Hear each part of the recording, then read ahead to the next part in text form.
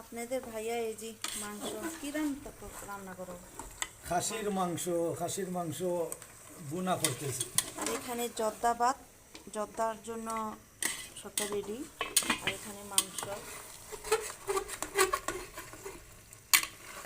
বেটা মাংসের আলাদা রান্না, আলাদা স্বাদ আছে। কিন্তু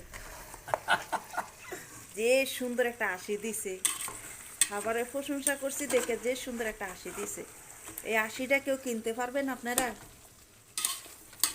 জগৎ জুড়িয়ে এসে মহিলার হাতে রান্না, মহিলারা রান্না করো, পুরুষেরা খাইব।